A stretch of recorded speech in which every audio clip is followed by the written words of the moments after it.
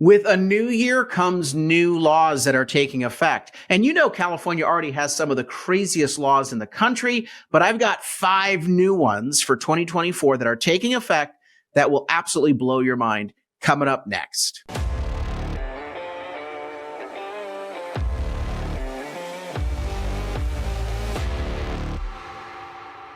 I'm Carl DeMaio, chairman of Reform California, and I hope you had a great holiday. We're back in 2024, hitting the ground running, but that also means that new laws take effect as of January 1st, 2024. And you want to make sure that you're aware so you don't somehow break the law. Although in California, if you break the law, really what happens to you? You probably get a reward or something. But I know you don't want to break any laws, and I want you to be aware of some of the craziest new laws. I always come up with a list of the top 5 craziest new laws that take effect the first of every year. This is getting harder, you know that, because there are so many bad laws that the California liberal politicians have been passing in the recent years that it's hard to narrow things down to just 5. And so I'm going to cheat a little in today's podcast. I'm going to give you 5 crazy areas of new laws that are taking effect. I know there's just too many for me just to come down to 5. So let's start out with number 1, and that is illegal immigrants will get a bunch of new taxpayer-funded benefits in California starting January 1st, 2024. A bunch more free stuff at your expense. You're going to be footing the bill. And this is despite the fact that California faces a whopping $68 billion budget deficit this year, and the red ink extends into the future years as well. A fiscal crisis would require that politicians tighten the belt, cut the wasteful spending, and focus, on providing the basics to citizens, taxpayers, not illegal immigrants. But in California, Gavin Newsom and the California Democrats are rolling out the red carpet and throwing a bunch of your taxpayer money at illegal immigrants. In doing so, what they're basically doing is providing an incentive for more illegal immigration. Because you know damn well that the human traffickers, the cartels, the coyotes, they market the fact that California has generous welfare benefits and goodies and freebies for illegal immigrants. They market that fact to the folks that they're trying to get to pay them to bring them across the border illegally. So what takes effect this year? Now, we already know that we provide free health care for a very large segment of illegal immigrants. Ever since 2015, California has used Medi-Cal monies, your taxpayer money, to provide free health care services to young illegal immigrants, those 19 to 25, as well as those below 18, and also senior illegal immigrants. Those would be anyone classified as 50 years or older. Sorry to offend some of you who are 50 years or older and don't consider yourself to be senior citizens. But, you know, the Democrats started all this in 2015, and they said, well, we're just taking care of the young and the elderly. Well, they're taking care of illegal immigrants. Well, your healthcare costs are increasing and your cost of living is increasing. They're getting these free benefits. Well, starting January 1st, 2024, and I told you this was going to happen, all illegal immigrants, irrespective of their age, will get free health care courtesy of California taxpayers. No age limit, no in between. So they're basically picking up those that are between the age of 26 and 49. That will make another 700,000 illegal immigrants eligible for free taxpayer-funded health care, a cost of, about $2 billion. But take a look at the entire giveaway for free healthcare for illegal immigrants. 700,000 were the people in the middle. It's actually 2.4 million are illegal immigrants that are eligible for these benefits, and a cost of $5 to $7 billion a year in healthcare expenses. That's not all. To add insult to injury, we've got in this budget taking effect this year, there is a pot of money that they've set aside, that the Democrats have set aside, $60 million, so that illegal immigrants can hire free taxpayer-funded lawyers to fight deportation. That's right. Now, if you ever get in trouble with the government, which again, an illegal immigrant is squaring off against a federal government agency, Immigration Customs Enforcement, ICE, they're trying to deport the illegal immigrant, as should be the case. That's a civil matter. It's sort of like when you get audited by the IRS. It's a civil matter. Do California Democrats come along and give you a free taxpayer-funded lawyer to fight the IRS? Of course not. No. Free lawyers are for people who actually are not citizens and didn't actually follow the law. You don't get a free lawyer. No way. You've got an insult to injury here in that we are now paying both sides of the legal dispute in these deportation hearings. The California taxpayer is paying to keep the illegal immigrant in the United States, while the federal taxpayer, which is also you, your federal tax dollars are paying to hopefully try to deport them because they didn't come here legally. They didn't follow the rules. Also, another provision that goes into effect for goodies, taxpayer-funded goodies for, I guess you can't call them illegal immigrants, but these are for non-citizens. Mexican citizens will now be given, you ready for this? In-state tuition discounts at California colleges. That's right. Millions of dollars of subsidies will be now given to Mexican residents so that they can come and get an in-state tuition discount for a California college. Now, growing up, I always remembered people talking about the benefit of California is that you get the in-state tuition discount for living here. So yeah, you're paying higher taxes, but you get an in-state tuition discount to go to one of California's public universities or colleges. Well, the Mexican citizens and residents, they're going to be given that discount. Insanity here, my friends. Absolutely insane. You know the priorities of California Democrat politicians when they're bending over backwards to give non-citizens and illegal immigrants benefits at your expense while trying to raise your taxes. The second area I want to cover, bad laws, craziest laws coming into effect in 2024. Starting on January 1st, police officers now are not allowed in California to be able to ask you, do you know why I stopped you, when they pull you over on the side of the road. In fact, the law says if they do, the police officer can be reprimanded and even terminated for doing that, that is illegal. It's illegal for the cop to say or to ask you, do you know why I pulled you over? Now, the anti-cop, racism is everywhere. Activists say that cops are bad, they're evil, that they use these stops just to manipulate and to harass and manipulate people on the road. So Assembly Bill 2773 makes it illegal for police officers to ask you why they pulled you over. Why do you think I pulled you over? Instead, the cop is now mandated to tell you up front why you were pulled over. Now, I know some of you might say, well, not a big deal. Let's just let the government should tell you why you've been pulled over.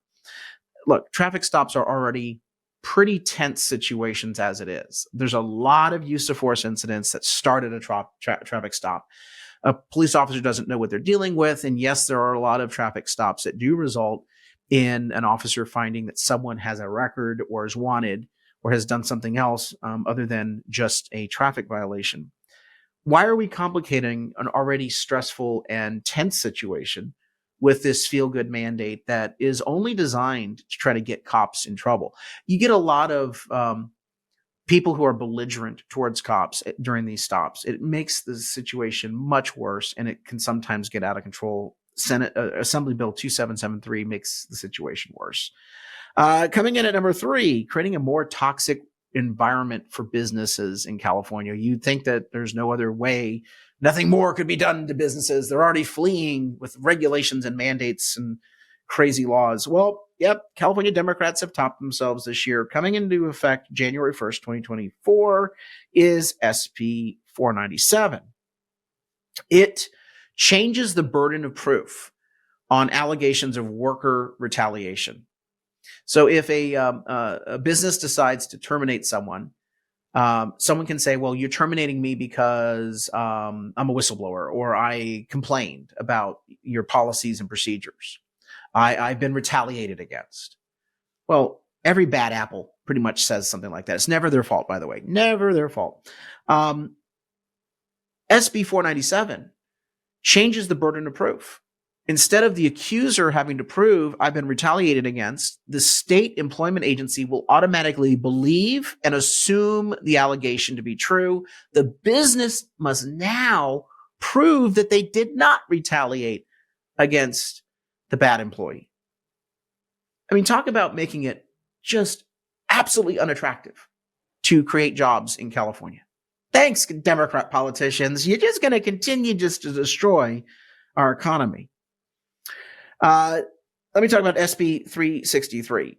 Again, these are a lot of different laws, but it's all basically making it. These new laws are all about making it a toxic environment for job creation.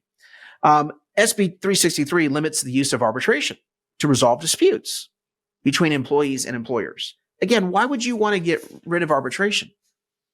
That's the more rational, less expensive way to get two parties to resolve their disputes. Oh, I know why. That's right. It's because Democrats want to get campaign contributions from trial attorneys who make a lot of money taking frivolous cases to court. That's what this is all about.